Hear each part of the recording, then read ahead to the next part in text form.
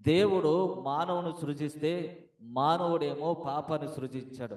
దేవుడు మానవుని సృజిస్తే మానవుడేమో పాపాన్ని సృజించి దేవునితో మానవునికి ఉన్నటువంటి ఆ సత్సంబంధాన్ని పోగొట్టుకున్నాడు. దేవునితో ఉన్నటువంటి ఆ సఖ్యతను, ఆ బంధాన్ని అతడు పోగొట్టుకుంటూ ఉన్నాడు. కాబట్టి ఈరోజు ఈ రోజు ఇవ్వబడినటువంటి ఈ 40 రోజుల పాటు మరలా ఆ సత్సంబంధాన్ని పెంపొందించుకోవడానికి దేవుడిచ్చేటువంటి ఒక అవకాశం, మరలా దేవునితో ఒక బంధాన్ని ఏర్పాటు చేసుకోవడానికి ఇచ్చినటువంటి ఈ యొక్క అనుగ్రహ కాలం. అందుకని ఈనాటి 2వ పట్టణంలో పునీత పౌలు గారు అంటున్నాడు అనమాట. ఏమని అంటున్నాడంటే, ఇదే అనుకూల సమయము, ఇదే రక్షణ సమయము. ఈ 40 రోజుల పాటు దేవుడు మనకిచ్చినటువంటి ఒక అనుకూలమైనటువంటి సమయము, మరలా దేవునితో సఖ్యత పడడానికి, మరలా దేవునితో మన బంధాన్ని కొనసాగించడానికి, మరలా దేవునితో సహవాసం చేయడానికి దేవుడు మనకిచ్చినటువంటి ఒక ఈ 40 రోజుల పాటు ఒక అనుగ్రహ కాలము. ఈ విభూది అనేటువంటిది లేదా బూడిద అనేటువంటిది ప్రాయశ్చిత్తానికి, పశ్చాత్తాపానికి గుర్తుగా ఉంటుంది. ప్రాయశ్చిత్తానికి, పశ్చాత్తాపానికి గుర్తుగా ఉంటుంది. మనము ఇర్మియా ప్రవక్తను గనక మనం ఒకసారి చూసినట్లయితే గనక, ఈ ఇర్మియా ప్రవక్త దేవుని యొక్క ఆజ్ఞలకు వ్యతిరేకంగా జీవిస్తున్నటువంటి ప్రజలను ఆయన గద్దిస్తూ ఉన్నాడు. దేవుని యొక్క అధికారానికి, దేవుని యొక్క ఆజ్ఞలను ధిక్కరించి వారు ఇష్టానుసారంగా జీవిస్తున్నటువంటి ప్రజలను ఆయన గద్దిస్తూ ఉన్నాడు. ఇప్పటికైనా సరే మీరు చేసినటువంటి తప్పులను మీరు తెలుసుకుని, మీరు చేసినటువంటి దేవునికి వ్యతిరేకంగా కట్టుకున్నటువంటి పాపాలను మీరు తెలుసుకుని, మీరు గోనెని తాల్చి బూడిదను చల్లుకుని దేవుని దగ్గర పశ్చాత్తాపాన్ని పొందండి అని చెప్తున్నాడు. ప్రాయశ్చిత్త క్రియలను మీరు జరపండి అని చెప్తున్నాడు. కాబట్టి ఈ బూడిద అనేటువంటిది దేనికి గుర్తుగా ఉంటుందంటే మన పశ్చాత్తాపానికి గుర్తుగా ఉంటుంది. ఇర్మియా గ్రంథము 6వ అధ్యాయము 26వ వచనము. మరలా దేవునితో ఆ సఖ్యత అనేటువంటిది పొందాలి అంటే, దేవునితో మీకున్నటువంటి పూర్వ వైభవం బంధాన్ని మీరు మరలా పునరుద్ధరించుకోవాలి అంటే, మరలా దేవునితో మీరు యొక్క సహవాసం అనేటువంటిది కొనసాగించాలి అంటే గనక మీరు చేయవలసినది ఏంటిదంటే పశ్చాత్తాపడము, ప్రాయశ్చిత్త క్రియలను మీరు చేయాలి.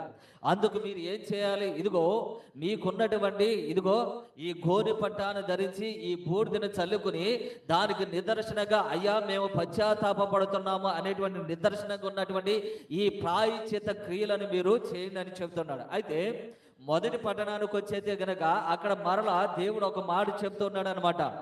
ఏమని చెప్తున్నాడంటే, మీ బట్టలను చింపుకోవడం కాదు, మీ హృదయములను వ్రొయ్యలు చేసుకోండి అని చెప్తున్నాడు. మీ బట్టలను చించుకోవడమే కాదు, మీ యొక్క హృదయములను వ్రొయ్యలు చేసుకోమని చెప్తూ ఉన్నాడు. అనగా బాహ్యపరమైనటువంటి ఈ యొక్క శుద్ధి మాత్రమే కాదు, ఈ బాహ్యపరమైనటువంటి శుద్ధి మాత్రమే కాదు, ఈ బాహ్యపరమైనటువంటి బట్టలు మార్చుకోవడం వల్ల సరిపోదు, కానీ మీ హృదయమును కూడా మార్చుకోవాలని చెబుతున్నాడు. ఇదిగో మీరు హృదయాన్ని కూడా మీరు ఒరేలు చేసుకోవాలి. మీరు కఠినముగా ఉన్నటువంటి హృదయాన్ని మీరు బదులు చేసుకోవాలి. ఇదిగో ఇతరుల పట్ల ప్రేమ లేనటువంటి కఠినమైనటువంటి హృదయాన్ని మీరు బదులు చేసుకోవాలి. దేవుని యొక్క ఆజ్ఞలను పాటింపలేనటువంటి కఠినమైనటువంటి హృదయాన్ని మీరు బదులు రైలు చేసుకోవాలి. కాబట్టి హృదయములో మీ యొక్క మార్పు అనేటువంటిది రావాలి. బట్టలు మార్చుకోవడం వల్ల కాదు, మీ హృదయములో మార్పు అనేటువంటిది రావాలి. ఇక్కడ ఇదిగో ఇర్మియా గారు చెబుతూ ఉన్నాడు, మీ ప్రాయశ్చిత్త క్రియలు చేయండి అంటున్నాడు.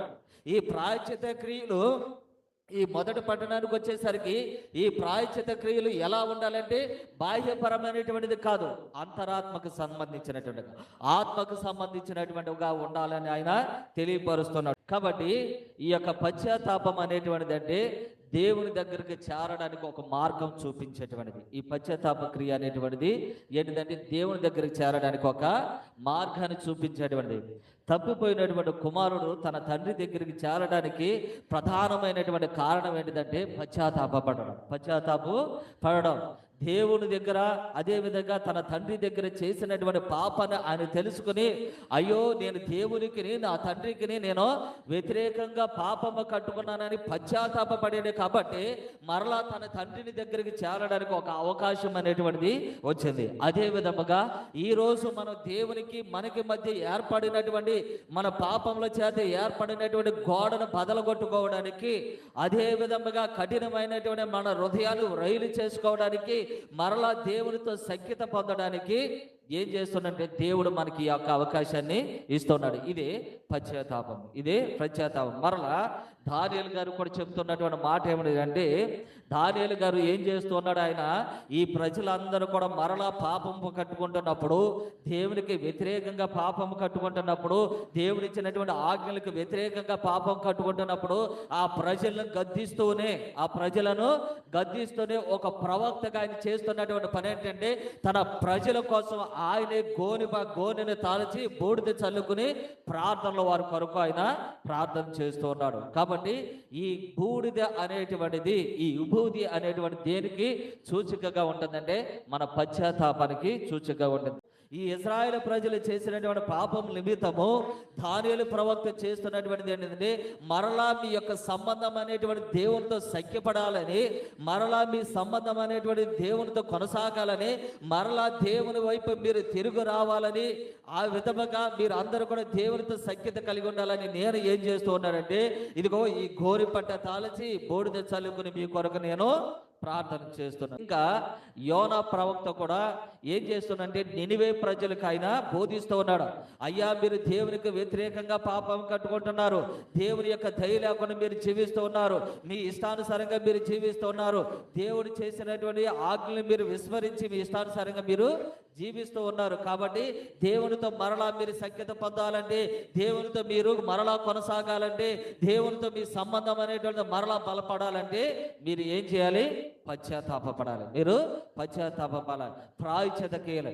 ఎప్పుడైతే యోనా చెప్పినటువంటి మాటలను రాజును అక్కడ ఉన్నటువంటి ప్రజలందరూ కూడా ఎప్పుడైతే విశ్వసించారో, వాళ్ళు ఏం చేస్తూ ఉన్నారంటే, తమ బట్టలను చెప్పుకొని గోనెను తాల్చి బూడిద చల్లుకుని, ఇదిగో అయ్యా, మేము పశ్చాత్తాపడుతున్నాం, మేము చేసినటువంటి పాపాలు మేము గుర్తెరుగుతున్నాము, వీటికి కావాల్సినటువంటి మన్నింపు మాకు దయచేయండి, మరలా మీతో ఉన్నటువంటి సంబంధాన్ని మేము కొనసాగించడానికి కావాల్సినటువంటి అనుగ్రహాన్ని దయచేయమని ఏం చేస్తున్నారంటే, రాజు తన పీఠాన్ని వీడి ప్రజలతో ఆయన ఏం చేస్తున్నాడంటే, తన ఉన్నటువంటి ఆ గోనెను తాల్చి బూడిదను చల్లుకుని దేవుని దగ్గర పశ్చాత్తాపడుతున్నారు.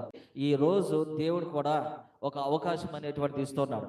ఈ 40 రోజుల పాటు కొనసాగించడానికి ముందుగా మనం దేవునికి, మన తోటి వారికి వ్యతిరేకంగా కట్టుకున్నటువంటి పాపాల కొరకు ప్రాయశ్చిత్త పడమంటూ ఉన్నాడు.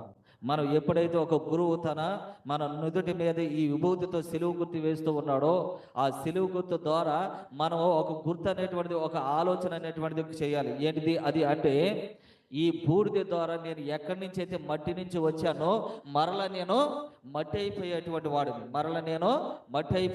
వాడిని. కాబట్టి ఈ లోకములో దేవునితో నేను సఖ్యత పడాలి. కాబట్టి మట్టి అయిపోయేటువంటి వాడిని. ఎందుకు నాకు ఈ అహంకారము, ఎందుకు ఈ గర్వము, ఎందుకు ఈ యొక్క దేశము? కాబట్టి నా తోటి వాడిని ప్రేమిస్తూ, దేవుని ప్రేమిస్తూ చక్కగా జీవించడానికి ఒక అవకాశం కల్పించమని ఈ రోజు మనం అందరం కూడా దేవుని దగ్గర మనం ప్రతి ఒక్కరము కూడా అడగాలి. అందుకని ఈ విభూతి రాసినప్పుడు మనం తప్పనిసరిగా గుర్తుపెట్టుకోవాల్సింది ఏంటంటే, నా జీవితము అశాశ్వతమైనటువంటిది. నా జీవితము శాశ్వతమైనటువంటిది కాదు. ఈ లోకంలో నా జీవితము అశాశ్వతమైనది. నేను ఎక్కడి నుండి మట్టి నుండి వచ్చానో మరలా తిరిగి నేను మట్టి అయిపోయేటువంటి ఒక మట్టి మనిషిని అనేటువంటి ప్రతి ఒక్కరు కూడా గుర్తుపెట్టుకోవాలి. ఈ విధముగా మనం ఎప్పుడైతే గుర్తుపెట్టుకోగలుగుతూ ఉంటామో మనలో అహంకారం అనేటువంటి నశిస్తూ ఉండదు. మనం ఎప్పుడైతే నేను మట్టి మనిషిని మరలా మట్టి అయిపోతారని మనం ఎప్పుడైతే మనం గుర్తిస్తూ ఉంటామో మనలో ఉన్నటువంటి ద్వేషం అనేటువంటి నశిస్తూ ఉన్నది.